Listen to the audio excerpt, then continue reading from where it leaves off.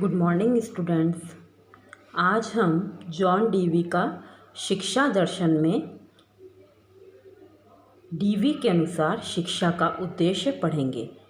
पिछली कक्षा में पिछले अध्याय में इसका जो अपन ने पहले पढ़ा था उसमें अपन ने डीवी के दार्शनिक विचार, डीवी के अनुसार शैक्षिक विचारधारा, शिक्षा का अर्थ और ये सब पढ़ा था। अब हम डीवी के अनुसार शिक्षा का उद्देश्य पढ़ेंगे। तो डीवी का मानना है कि शिक्षा का उद्देश्य बालक की समस्त शक्तियों को बढ़ने का अवसर देना है। डीवी ने शिक्षा के तात्कालिक उद्देश्यों को दो भागों में बांटा है, जिसमें फर्स्ट है व्यक्तिगत उद्देश्य और सेकंड है सामाजिक उद्देश्य। व्यक्तिगत उद्देश्यों को भी उन्होंने दो भागों में बांटा है। वातावरण के साथ समायोजन करना, गतिशील तथा लचीले मस्तिष्क का निर्माण करना। सेकंड सामाजिक उद्देश्य। सामाजिक उद्देश्यों को भी दो भागों में उन्होंने विभक्त किया है, आर्थिक कुशलता और सामाजिक कुशलता। अतः डीवी के अनुसार शिक्षा का उद्देश्य अनुभवों का पुनर्निर्माण करना है, क्योंकि शिक्षा की प्रक्रिया व्यवस्थापन की एक सतत प्रक्रिया है। इसीलिए शिक्षा का उद्देश्य वातावरण के साथ व्यवस्थापन करना हुआ, क्योंकि वे वातावरण पर विशेष बल देते हैं। सामाजिक कुशलता में सामाजिक कुशलता के अंतर्गत 3 प्रकार की कुशलताओं और क्षमताओं को रखा है उन्होंने: आर्थिक निपुणता, नकारात्मक नैतिकता और सकारात्मक नैतिकता। इस प्रकार उनका जो सामाजिक उद्देश्य है या सामाजिक जो कुशलता है वो बहुत व्यापक है। इसमें व्यक्ति के समस्त गुणों को सम्मिलित किया गया है। अब हम पढ़ेंगे जॉन डीवी की शिक्षण पद्धति। थर्ड पॉइंट, डीवी ने शिक्षण संबंधी विचार अपनी पुस्तक how we think the interest and effort in education में व्यक्त किए हैं। उनके अनुसार जो शिक्षण पद्धति है वही शिक्षण पद्धति सर्वश्रेष्ठ है जो करके सीखने के सिद्धांत पर आधारित है। अतः शिक्षा पद्धति ऐसी होनी चाहिए जो बालक के जीवन, क्रियाओं तथा विषयों में एकता स्थापित करे तथा अध्यापक का दायित्व भी है कि वह प्रत्येक बालक की स्वाभाविक रुचियों को समझे और उनके अनुसार बालक के लिए उपयोगी कार्य या उपयोगी शिक्षण की व्यवस्था करे। अतः रुचि एवं आत्मक्रिया उनकी शिक्षण पद्धति की प्रमुख विशेषताएं हैं। उन्होंने समस्या समाधान पद्धति को सर्वोत्तम शिक्षा पद्धति माना।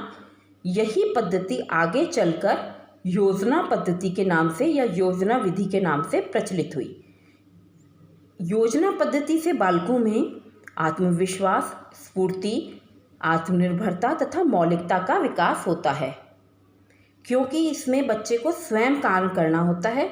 समस्या उत्पन्न होने जब उसके सामने कोई समस्या उत्पन्न होती है तो उसका समाधान ढूंढता है, प्रयोग करता है, प्रयोजना का निर्माण करता है। मतलब इस तरीके से प्रयोजना मतलब प्रोजेक्ट विधि का काम में लेकर, प्रोजेक्ट विधि को काम में लेकर वो अपने आप सेल्फ करता है, तो उसे क्रियाशीलता बढ़ती है और क्रियाशीलता से उसमें मौलिकता, आत्मनिर्भरता का विकास होता है। अब डीवी के अनुसार पाठ्यक्रम पढ़ेंगे हम। उन्होंने शिक्षा के पाठ्यक्रम को व्यक्ति तथा समाज जीवन के कार्यकलापों, उपयोगिता, क्रियाशीलता व व्यवहारिकता के दृष्टिकोण से निर्माण करने का प्रयत्न किया है।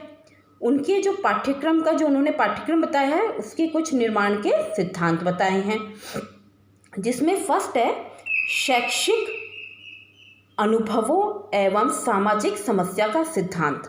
इसका मतलब है कि पाठ्यक्रम बालक के सामाजिक जीवन तथा सामाजिक क्रियाओं पर आधारित होना चाहिए, क्योंकि बालक समाज में रहता है तथा वह वही अनुभव करता है। सेकंड, रुचि का सिद्धांत। पाठ्यक्रम बालक की रुचियों एवं अवस्थाओं के अनुसार बदलता रहना चाहिए। बातचीत तथा विचार का आदान प्रदान, खोज करना, रचना की रुचि, कलात्मक अभिव्यक्ति की रुचि, इन सभी आधारों पर उसे पढ़ने, लिखने, हस्तकला, प्रकृति विज्ञान, संगीत, कला इत्यादि का ज्ञान प्राप्त कराना चाहिए। थर्ड है क्रियाशीलता का सिद्धांत। पाठ्यक्रम का स्वरूप बालक के वर्तमान अनुभव तथा क्रियाओं के आधार पर निश्चित किया जाना चाहिए। क्रियाओं को समस्याओं के रूप में प्रस्तुत करने से पूर्व संचित अनुभवों के भंडार, पूर्वार्जित ज्ञान में दिनों दिन वृद्धि करनी चाहिए, क्योंकि व्यक्ति के जो अनुभव होते हैं वो रचनात्मक होते हैं। उपयोगिता का सिद्धांत। स्पेंसर की भांति ही डीवी का भी विचार है कि पाठ्यक्रम वही होना चाहिए जो जीवन की उपयोगिता, व्यवहारिकता के आधार पर आधारित हो। वास्तविक जीवन से संबंधित पाठ्यक्रम को, फिफ्थ पॉइंट है वास्तविक जीवन से संबंधित होने का सिद्धांत। डीवी का मानना है कि पाठ्यक्रम में उन्हीं विषयों और वस्तुओं का समावेश होना चाहिए जिससे बालक के वास्तविक जीवन से, जो बालक के वास्तविक जीवन से संबंधित हो। 6 है सह संबंध का सिद्धांत। डीवी का विचार है पाठ्यक्रम निर्माण में सह संबंध के सिद्धांत का भी, पाठ्यक्रम निर्माण करते समय सह संबंध के सिद्धांत पर पाठ्यक्रम को आधारित किया जाना चाहिए। जैसे गणित, भूगोल, इतिहास, हस्तकला, विज्ञान, कृषिकला, भाषा आदि एक दूसरे से सह संबंधित करके विषय पढ़ाए जाने चाहिए, क्योंकि ज्ञान के एकीकरण के माध्यम से ही विषय संपूर्ण बनता है तथा स्थायी ज्ञान प्राप्त किया जा सकता है। लचीलेपन का सिद्धांत। लास्ट पॉइंट, 7th पॉइंट, लचीलेपन का सिद्धांत। डीवी के अनुसार प्रत्येक बालक में विभिन्नताएं होती हैं, उनकी रुचि में भी अंतर होता है, अतः परिवर्तन में विश्वास रखते हुए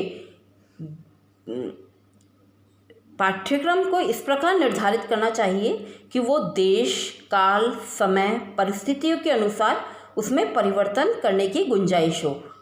क्योंकि अगर कठोर पाठ्यक्रम होगा तो उसमें समय के अनुसार बदलाव नहीं किए जा सकेंगे, क्योंकि जो पहले के पाठ्यक्रम थे उनमें दिन पे दिन संशोधन किए गए, नए नए सिद्धांत, नियम जोड़े जाते हैं जो वर्तमान समय में प्रासंगिक होते हैं और समाज की वर्तमान समय की प्रासंगिकता को देखते हुए ही उनमें पाठ्यक्रमों में बदलाव किए जाते हैं। अतः पाठ्यक्रम को लचीला होना चाहिए। तो इस प्रकार हमने डीवी